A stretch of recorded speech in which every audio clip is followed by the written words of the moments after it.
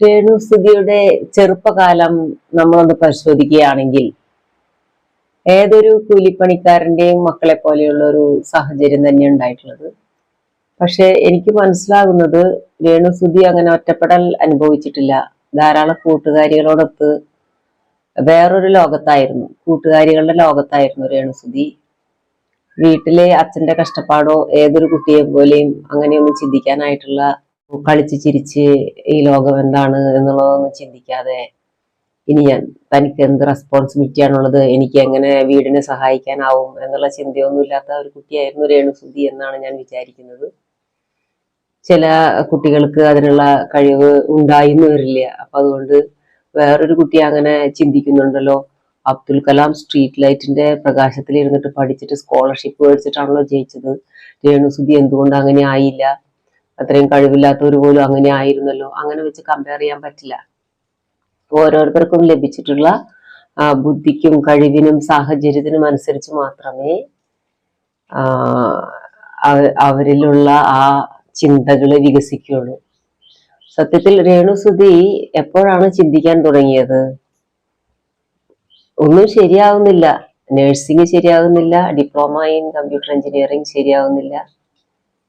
ഇങ്ങനെ ശരിയാവാത്ത അവസ്ഥ വന്നപ്പോഴായിരിക്കും മിക്കവാറും കല്യാണവും അവിടെ ഒരാളിനെ കഴിപ്പിച്ചു കൊടുത്തു എന്ന് പറയുന്നു.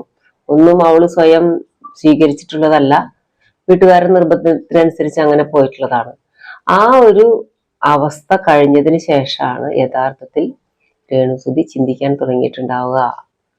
ഞാൻ എന്തിനു വേണ്ടി ഈ ജീവിതം, എന്തിനു വേണ്ടി ഞാൻ ജീവിച്ചു എന്നുള്ള ചിന്തകളൊക്കെ അപ്പോഴാണ് ഉണ്ടാവുക. 100 തീപ്പൊരി ചിന്തകൾ എന്ന് പറയുന്ന ബുക്കിലെ ഒരു 56ാമത്തെ പേജ്, ജനിച്ചപ്പോഴേ നമുക്കെല്ലാവർക്കും ഒരു മാർബിൾ ശില കിട്ടിയിട്ടുണ്ട്. നമുക്കൊരു ശില കിട്ടിയിട്ടുണ്ട്. അതിനെ ചിലർ ജീവിതകാലം മുഴുവൻ എന്ത് ചെയ്യണമെന്നറിയാതെ കെട്ടി വലിച്ചു കൊണ്ട് നടക്കുന്നു. ചിലർ അതിനെ അടിച്ചു പൊടിച്ച് മാർബിൾ ചിപ്സ് ആക്കുന്നു, തല്ലി തകർക്കുന്നു.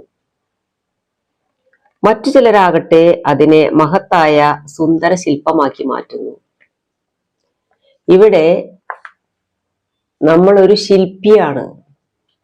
ആരാണ് ശില്പം? നമ്മൾ തന്നെയാണ് ശില്പം. നമ്മൾ തന്നെയാണ് നമുക്ക് ലഭിച്ചിട്ടുള്ള ഈ മാർബിൾ ശിലയെ കൊത്തി മിനുക്കി ഒരു മനോഹര ശില്പമാക്കേണ്ടത്. അത് എപ്പോഴും അത് സംഭവിക്കുക, ഒരു ചിലർക്കൊക്കെ അങ്ങനെ സംഭവിക്കുന്നത് വലിയ ദുരന്തങ്ങൾ ഉണ്ടാകുമ്പോഴാണ് ഒന്നും കൂടി ആലോചിച്ച് ഒരു തീരുമാനമെടുത്ത് ഒക്കെ പോകാനായിട്ട് സാധിക്കുക. അപ്പോ നമ്മുടെ ഉത്തരവാദിത്തമാണ് നമ്മുടെ ജീവിതം. അത് മനസ്സിലാക്കുക. അത് മനസ്സിലാക്കിയാൽ തന്നെ നമ്മൾ മറ്റുള്ളവരോട് റെസ്പോൺസിബിലിറ്റി ഉള്ളവരായി തീരുകയും നമുക്ക് ഈ ലോകത്തിന് വേണ്ടി എന്ത് ചെയ്യാൻ പറ്റും എന്ന് ചിന്തിച്ചു തുടങ്ങുകയും ചെയ്യും.